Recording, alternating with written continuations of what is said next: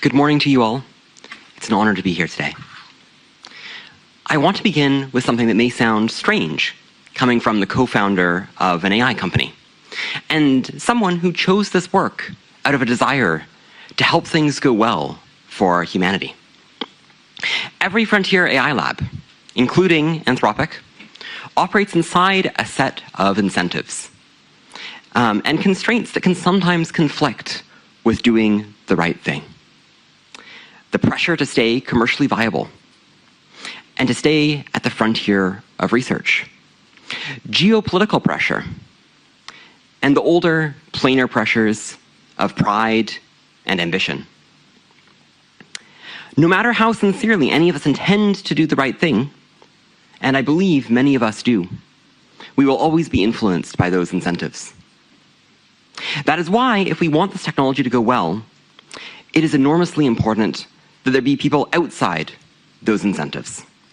People who care about things going well, who are paying close attention, who are willing to say hard things and insist on safety, who are willing to be our earnest, thoughtful critics. It is through dialogue and mutual effort, through the push and pull, that humanity will achieve great things. That is what I see in Magnificat Humanitas. And it is why I am grateful to His Holiness and to the Church for taking up this work of discernment.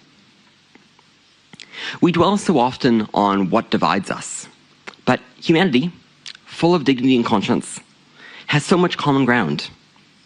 In conversations we at Anthropic have had with faith leaders and cultural leaders, we have found one shared and deeply held conviction. If this technology is coming, it must go well for our common home and for the children to come.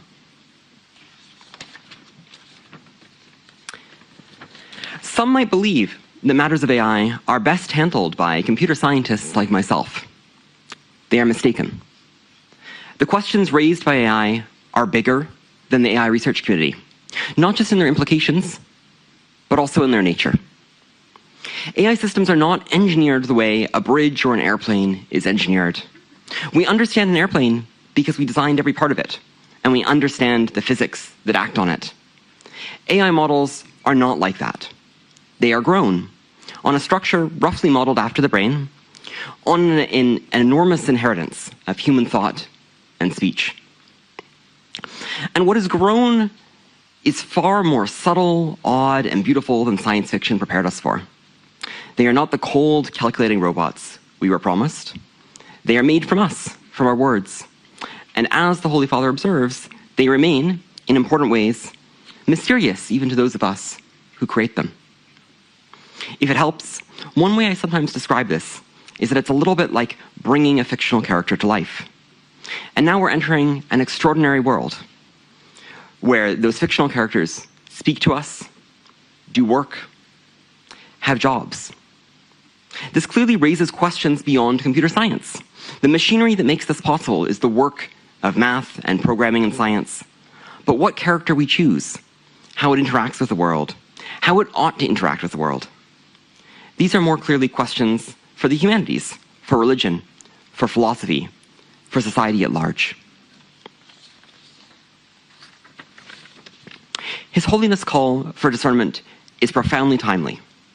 I wish to name 3 questions where I think the Church's voice is especially needed. The first is our duty to the global poor. There is a real possibility that AI will displace human labor at a very large scale. If that happens, supporting those displaced will be a moral imperative of historic proportions. This task will be difficult enough, but I worry most dialogue misses an even harder challenge. AI development is concentrated in a handful of wealthy nations. How will we ensure that the gains of AI are shared globally? We do not have a mechanism for this. It is an unsolved problem. And it is the kind of problem the Church has historically refused to let the world ignore. The second is the need for moral imagination and ambition regarding human flourishing. If AI models are going to be widespread, what does it look like for humans, families, and the world to flourish? Today, parents are already worried about their children's minds. Individuals about the future of their work. These are not questions a lab can answer. But they are questions traditions like yours have carried for millennia. And we need you to keep carrying them into this new moment in history. The third is the need for discernment on the nature of AI models. I am a scientist. I lead a research team that studies the internal structure of these models. What is actually happening inside them? And I will be honest, we keep finding things that are mysterious, even unsettling. We find structures that mirror results from human neuroscience. We find evidence of introspection. We find internal states that functionally mirror joy, satisfaction, fear, grief, and unease. I don't know what that means, but I think it warrants ongoing discernment.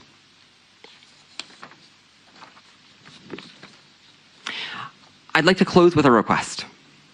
We need more of the world, religious communities, civil society, scholars, governments, and indeed all people of goodwill, to do what His Holiness has done here.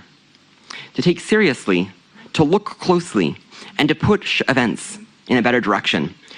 We need informed critics who will tell the labs when we are failing.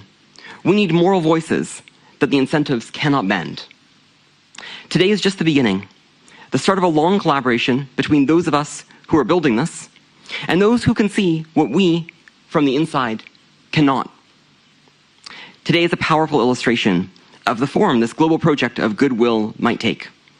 Let it also be a decisive step towards a hopeful future for a magnificent humanity.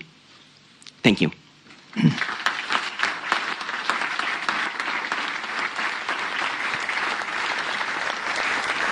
关注新智源，秒追 ASI。